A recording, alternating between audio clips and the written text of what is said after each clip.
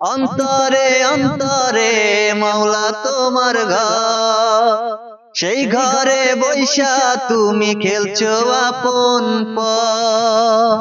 সুপ্রিয় দর্শক, আমি এই মুহূর্তে অবস্থান করছি পাবনা জেলার চাটমোহর উপজেলার দোলন গ্রামে। আরটিভি বাংলার গায়নের চ্যাম্পিয়ন রাসেল মিদার কাছে আমরা এসেছি। আমরা জানার চেষ্টা করব রাসেল মিদার আজকের এই শিল্পী হয়ে ওঠার পিছনের গল্প। আমরা এখন কথা বলবো বাংলার গায়নের চ্যাম্পিয়ন রাসেল মিদার সঙ্গে। আচ্ছা রাসেল ভাই, আমরা আসলে জানতে চাচ্ছিলাম আপনার এই রাসেল মিধা বাংলার গানের চ্যাম্পিয়ন হয়ে ওঠার পিছনের গল্পটা আমাদেরকে একটু বলবেন। আপনার গানের জগতে কিভাবে আসলেন? আসলে আমার বাংলার গায়ন হয়ে ওঠার গল্পটা আসলে অনেক বড়। আসলে ছোটবেলা থেকে আমার গানের প্রতি টান, ভালোবাসা। আমি যখন প্রাইমারি স্কুলে পড়তাম তখন প্রতি বৃহস্পতিবারে স্যাররা গান শুনতে চাইতো এবং আমি গান বলতাম এবং আমার গানের প্রশংসা করতো প্রচন্ড লেভেলে। এবং স্যাররা বলতো তুই ভালো কিছু করতে পারবি, গান প্র্যাকটিস করে যা, চালিয়ে যা। তো ছোটবেলা থেকে আমার গানের ঝোঁকটা। এবং এই সময়টা আসলে রেডিও ছিল আমাদের বাড়িতে একটা, আমার বাবার একটা রেডিও ছিল। তো সেই রেডিও থেকে আমি যখন অ্যাড শুনতাম বা গান শুনতাম, টোটাল আমার মুখস্থ হয়ে যেত। এবং এই রেডিওই আমার প্রথম উস্তাদ। এবং রেডিও থেকেই গান শুনতে শুনতে এবং ক্যাসেট, সিডি পর্যায়ক্রমে শুনতে শুনতে আমার গান শেখা। এবং সর্বপ্রথম আমার উস্তাদ শ্রদ্ধেয় আলী আহমেদ স্যারের কাছে গান শেখা।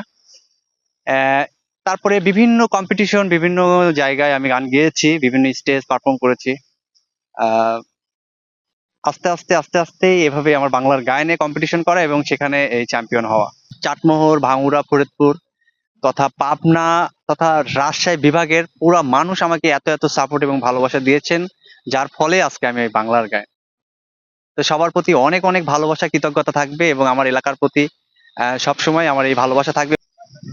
আচ্ছা, আপনার এই বাংলার গানে প্রথম যে গানটা দিয়েছিলেন এই বটতলা থেকে, এই গানটা আমাদেরকে একটু শোনাবেন? হ্যাঁ, অবশ্যই অবশ্যই। ভবেতে আসিলাম গুরু না ভজিলাম, ভবেতে আসিলাম গুরু না ভজিলাম, ভজিলাম না মাতা পিতা রে মোনামা, মানব জনম বৃথা। আচ্ছা, বাংলার গায়নে একটা গান খুব জনপ্রিয় হয়েছিল আমাদের চাটমোহর তথা পাবনার পুরো অঞ্চলের লোকের মুখে মুখে, যে গানটা আসলে বলছিল গুনগুন করে। আমরা সেই গানটা আপনার মুখ থেকে শুনতে চাই। অবশ্যই। আসলে এই গানটা আমার মৌলিক গান, জীবনের প্রথম মৌলিক গান এবং আমার জীবনের সবচেয়ে বড় পাওয়া এই গানটা। আমি প্রেমের গাছে আসার তাবিজ কেন বান্ধি, দুঃখ নদীর দুকুল ভাঙে যখন আমি কান্দি, আমার দিন ফুরালো সবই গেল সুখ তো আইলো না, তুমি আমার নাম নিলা না, ভালোবাসার দাম দিলা না।